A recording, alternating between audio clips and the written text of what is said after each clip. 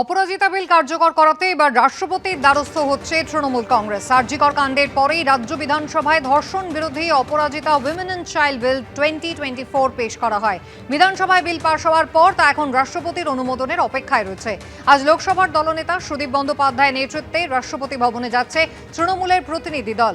রাষ্ট্রপতি দ্রৌপদী মুর্মুর সঙ্গে দেখা করবেন তৃণমূল সাংসদদের 11 জনের প্রতিনিধি দল। সুদীপ বন্দ্যোপাধ্যায় এবং ডেরেক ওব্রায়েন ছাড়া দলের 9 জন মহিলা সাংসদ থাকছেন সঙ্গে। কঠোর শাস্তি দেওয়া হোক বিজেপিও চায়। যেখানে সরকারি প্রমাণ লোপাট করছে সেখানে কঠোর আইনের বাস্তবায়ন সম্ভব নয়, তৃণমূলকে খোঁচা বিজেপি সাংসদ শ্রমিক ভট্টাচার্যের। আমাদের অপরাজিতা বিল রাজ্য সরকারের বিধানসভাতে সর্বসম্মতক্রমে পাশ করানোর পরেও সেই বিলের অনুমোদন আসছে না, বিলম্ব হচ্ছে।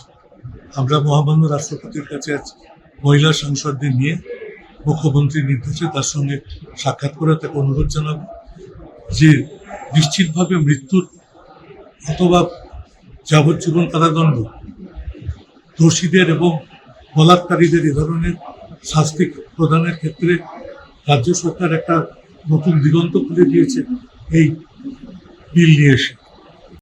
শাক দিয়ে মাছ ঢাকার চেষ্টা, নির্ভয়া আইন তো ছিলই, আরেকটা কঠোর আইন নিয়ে এসেছে। আমরাও তার সমর্থক, আমরাও চাই কঠোর থেকে কঠোরতম শাস্তি পাক অপরাধীরা। কিন্তু যেখানে সরকার নিজেই দায়িত্ব নিয়ে অত্যন্ত দৃঢ়তার সঙ্গে প্রমাণ লোপাট করে দিচ্ছে, সেখানে আইনের মূল্য কি থাকে? সরকারই তো প্রমাণ লোপাট করছে।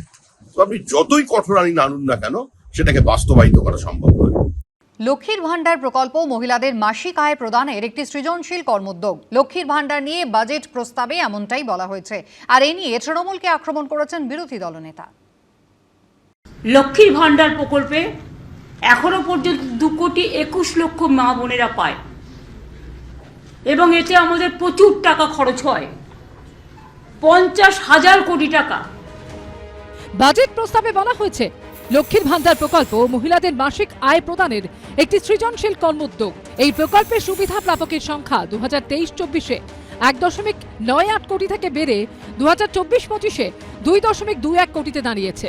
2024-25 অর্থবর্ষে এই সরকার 19,385.39 কোটি টাকা খরচ করেছে। লক্ষ্মী ভান্ডার যে ওদের মহিলাদের সামাজিক প্রকল্প, তার বরাদ্দ বৃদ্ধির কথা নেই। যেখানে উড়িষ্যা সরকার বিজেপি বছরে এককালীন 50,000 টাকা দিচ্ছে, যেখানে মহারাষ্ট্র সরকার এককালীন মাসে 2,000 টাকা দিচ্ছে, হরিয়ানা সরকার মাসে 2,100 টাকা দিচ্ছে, দিল্লির বিজেপি সরকার মাসে 2,500 টাকা দেবে, সেখানে এই লক্ষ্মীর ভান্ডারে কোনো বরাদ্দ বৃদ্ধি করা হয়নি। 21-এর বিধানসভা ভোটের আগে মহিলাদের জন্য লক্ষ্মীর ভান্ডার প্রকল্প ঘোষণা করেছিলেন মমতা বন্দ্যোপাধ্যায়।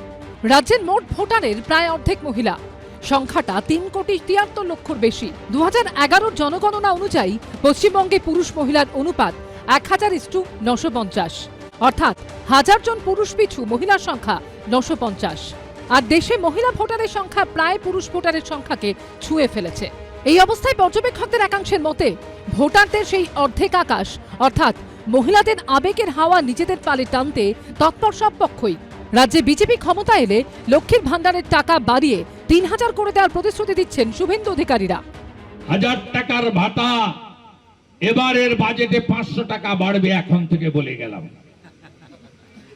1,500 হবে, আমরা এলেই 3,000 দেব। বাজেট মানে অর্থনীতি, কিন্তু সেই অর্থনীতির মধ্যেই লুকিয়ে থাকে রাজনীতির কৌশল। 21-এর বিধানসভা ভোটে যে লক্ষ্মীর ভান্ডার ডিভিডেন্ড দিয়েছিল মমতা বন্দ্যোপাধ্যায়কে, আগামী বছর বিধানসভা ভোটের আগে তা নিয়ে নতুন কোনো ঘোষণা হয় কিনা এখন সেদিকেই নজর। আশাবুল হোসেন, শিবাশিস মৌলিক ও উজ্জ্বল মুখোপাধ্যায়ের রিপোর্ট, এবিপি আনন্দ।